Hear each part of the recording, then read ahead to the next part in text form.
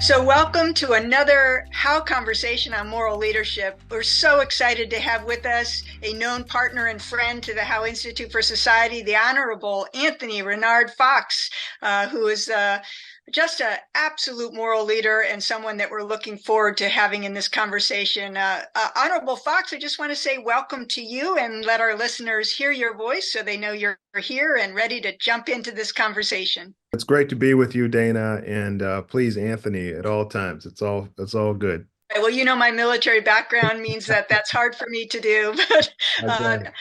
I will try my best for this conversation to keep it just personal for our listeners, but also great wisdom. Anthony Foxx, the Honorable Anthony Renard Foxx, is currently a professor of practice of public leadership at the Harvard Kennedy School of Government, and so a great friend and colleague there. And is also the former chief policy officer and senior advisor for Lyft and part of their executive leadership team from 2018 to 2021. He also was the 17th Secretary of Transportation for the Obama administration during 2013 to 2017. And before that, former mayor of Charlotte, North Carolina, his native hometown, and was the youngest mayor from 2009 to 2013. So good to get into this conversation with you. We're going to jump right in if that's okay with you. Sounds great. Thank you. All right. So let's get to your name. What's in a name? I always love the question of, tell us about the history of your name. Yours in particular, I learned the cleverness of your grandmother in naming you Anthony Renard Foxx, as Renard is fox in French. So it's a nice segue into telling us a bit about your upbringing, experience that shaped you, your early years, family, and other people that have influenced you. And the questions, ideas, principles, aspirations that these beloved people that you are thinking about right now, what did they instill within you? And share that with us. It kind of helps us get to know you a little bit better. Yeah, I'm originally from North Carolina, as you mentioned, and grew up mostly living in my grandparents' home as a kid. They were like surrogate parents to me.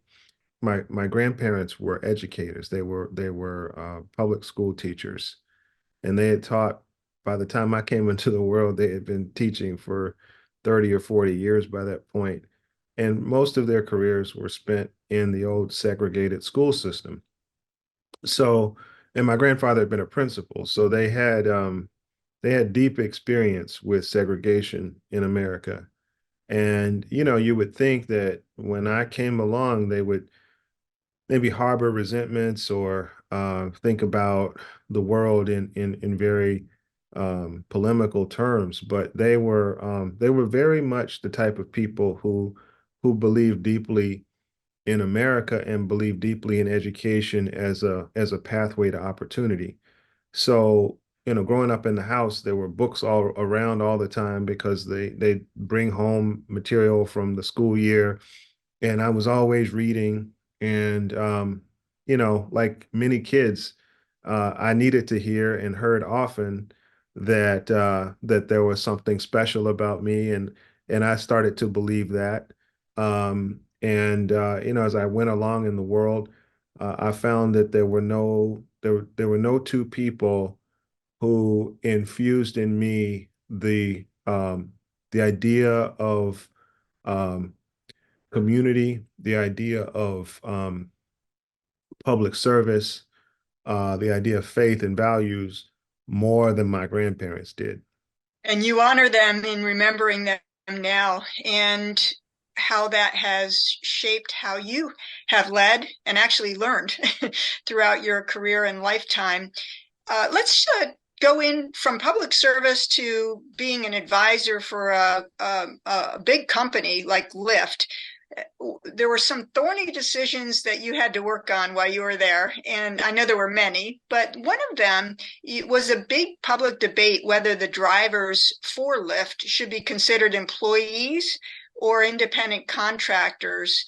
I'm wondering if you would walk us through how you led those discussions and how you shaped people to navigate the gray area, the nuances, and ultimately come to a decision for that organization.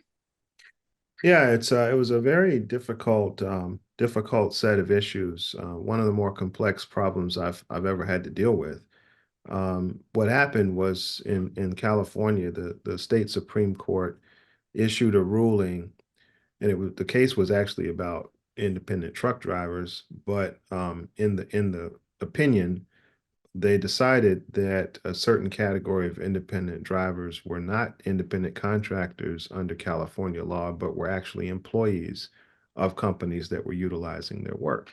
So at that point, um, the company really had to look at all of its alternatives, including, um, complying with the then current law. What's interesting is that when we went out and polled drivers, for lots of reasons, the majority of drivers in at least in our business were telling us they didn't want to be employees. Now, did they want to get paid better for the work they were doing? Yes. Did they want to have some structure in place to provide things like healthcare and retirement in place? Absolutely.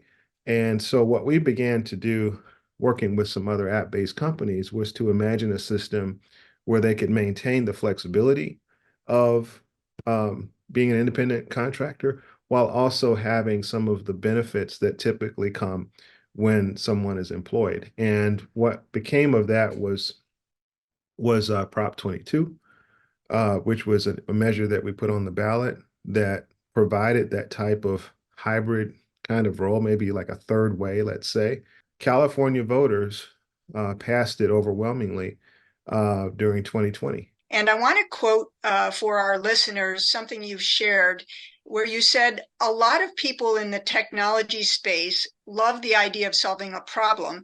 Part of being innovative is sometimes not trying to plot out the last chapter of the book, but to open and see what comes back into the future. What did you mean by that? How do you inspire and enlist people to get behind innovation, particularly in organizations where workflows are pretty steeply entrenched? Yeah. So I'll use an older school example to make the point because I do think history doesn't necessarily repeat itself, but it definitely rhymes. And when I think about the interstate highway system that was built in the 1950s and 60s and beyond, um, there was a very strong push to get the end result, which was an end-to-end national highway system.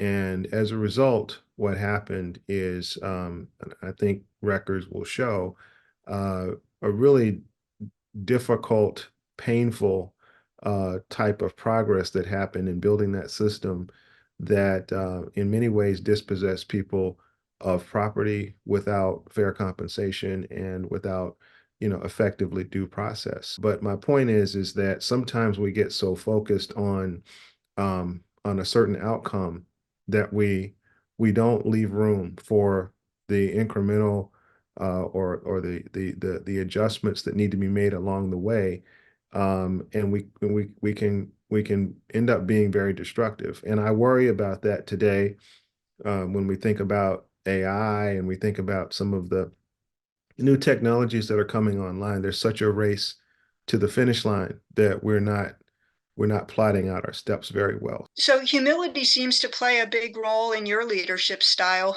and I think it's sort of oozes from you.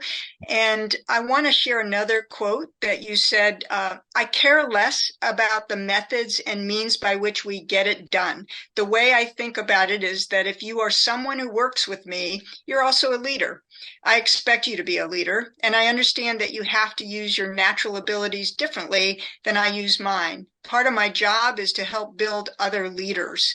What is the role humility plays when it comes to making a wave of moral leadership in each person? And maybe an example or a quick story you can share about what you've learned in practicing humility in your own leadership and learning journey. Yeah, well, I can speak from a lot of missteps along the way, mostly, and which I think is one way that people do learn. I remember being a young lawyer in a law firm and feeling somewhat self-directed and self-reliant. It wasn't until I got on to the Charlotte City Council, actually, where I was one of 11 members And to get any one thing done, I had to find six people who would agree with me. It wasn't until I got to that point where I started to realize in a real way the power of figuring out what other people need, what other people want, and helping them get there as part of your own journey to getting those things that you need or that you want. And what I've started to figure out about at least my own leadership style is that I'm less command and control as a leader. Maybe you could think of a symphonic conductor as command and control because that person, measures time and stands in front of the group. But in reality, that person really isn't going to be effective if they don't recognize what each individual musician is bringing to the piece and to try to figure out how to bring it out of them. And that's how I think of myself as a leader. So when I'm with a new team, the first thing I'm trying to figure out is um, what am I noticing about the strengths and weaknesses of the people around me? And what I find is that when people feel like they're doing their thing as at the highest level they possibly can, and they're being supported in doing that, and it's also contributing to the overall success of an organization. That is the best. That's the best feeling you can have, is to see other people in the zone getting the successes that they see for themselves, and being part of helping them do that. You've been in the government, you've been in local state government as a mayor, you've been in the business world. What have you learned across these different sectors in terms of leadership? I think there are certain things that I think you can pick up across different sectors. Um, Vision is very important. People need to know where they're going. And really good leaders are able to not only articulate a vision, but they're also drawing from others as they communicate that vision. And I think uh, any leader worth his or her salt is going to care what the people who actually have to implement their decisions are feeling and seeing and reflecting in the work they do. I reached out to a lot of leaders, both as mayor as well as transportation secretary, and um, one of them was the coach of Duke basketball, Mike Krzyzewski, he was generous with his time. He spent more than an hour with me just talking about various fine points of leadership. But he told me a story about a couple of players. One was a senior, one was an incoming freshman, and the incoming freshman was going to be better for the team in a certain position that the senior had occupied the year before. So he needed to figure out how they could coexist. And instead of just deciding from on high, he talked to them. He sat down and had breakfast with them and explained what his thinking was and asked them both for their permission to do this adjustment. So he's respecting what they're bringing to the table. And I think that's probably the last thing that I would talk about is just as a leader, just having ultimate respect for the people who are under your charge, and showing them that will get you a lot further than expecting it. How can we develop moral leaders to create accountability when there's poor behavior or there's challenging circumstances where personal loyalty feels like it's a real variable in trying to accomplish the mission? Sometimes it doesn't work out as we hope. So how do you approach that to develop moral leaders within your ranks and to get that accountability that you hope as a moral leader and for them as moral leaders? I just think it's important to be honest with people. And when they're falling below expectation, I think it's important to call it out right then and there, and to point out what corrections need to be put in place so that you're having an ongoing conversation, not just one that comes around during the annual review period or whatever the system is in place. A leader has to think in three dimensions. What does the leader want to accomplish? What does the team want to accomplish?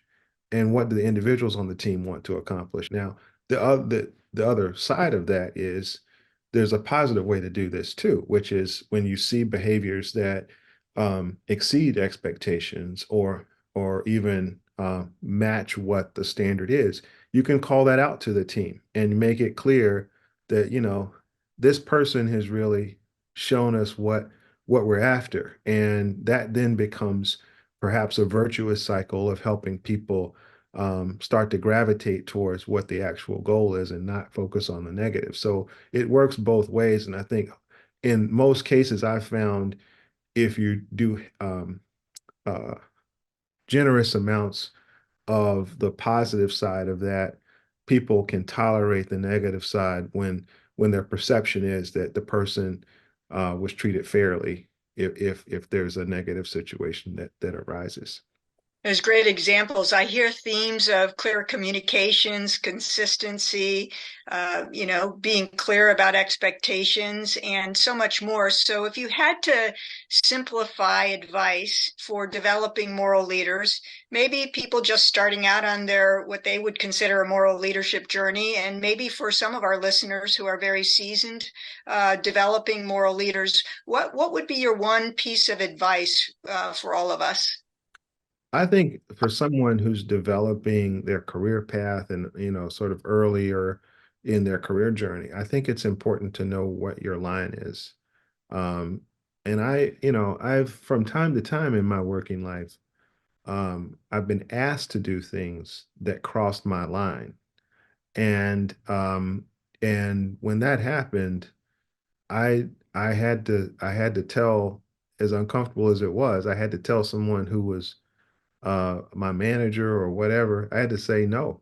And at risk of disappointing this person, at risk of perhaps losing my job. I've been in that situation before. And what I would say is that is where your moral leadership is most tested, when no one's looking, and you are being called and you feel that sense within yourself that your standards are being tested. There are some certain questions that only you can answer in real time. And I think that's where the courage is built. And then down the road in time, you learn from experiences like that, and hopefully none of the people who are listening to this have the experience I had, but you learn in time that as a leader, again, it comes back to this question of trust. People who you are entrusted to lead have a basic amount of trust in you that you're not going to point them in the wrong direction. And and so it actually has made me appreciate that even more over time, because of experiences I've had. I mean, at the Howe Institute, we believe moral leaders are purveyors of hope. And sometimes what's happening in the world can be daunting. And as a history major in college, you've spoken about the importance of remembering and not having amnesia about our past. I love the Winston Churchill quote of the further back we look, the further ahead we might see. And your own quote, another one, future has infinite capacity to be better than the past or present. So, as a final question for our How Conversation and Moral Leadership listeners, what in this moment of time is giving you a sense of hope? When I was a child, my grandparents took me to my grandmother's hometown, Carthage, North Carolina, the county seat of Moore County in the Sand Hills of North Carolina, right smack in the center of the state. And we walked to the courthouse in the center of town, which sits in the middle of a traffic circle. And she walked over to this stoop and she said, my grandmother's talking now, my grandmother was sold on this block. And as a kid, I was probably 8 or 9 years old. We were laughing, like, oh, that must have been your relative, not mine. Like we were always trying to distance ourselves from it. But as I think about that telling of history and the fact that I knew someone in my life who knew my intergenerational slavery connection, that closely. I I just it's hard not to be optimistic when I think about the road my family has traveled from then to now. Um, it's hard not to be optimistic when I see young people, you know, at the Kennedy School um, or in my college or places that I see even my children and their friends, the optimism and the energy that they have to correct the world's problems. That energy is sorely needed in the world, and it's something that you hope that our generations don't snuff out of them, because it's that energy that starts to change things for the better. So I think the world is we will repeat our problems as humanity until those problems are interrupted, either by the earth itself or by people who decide that it's now time to change things. Secretary Foxx, you are a wonderful partner in this common cause, also in wave making moral leadership. And we are so grateful to you and have such great respect for you. Thank you so much on behalf of the Howe Institute for Society for this Howe conversation on moral leadership. And we salute you and wish you well in your continuing work to create this wave. Thank you so much. It's great to join you.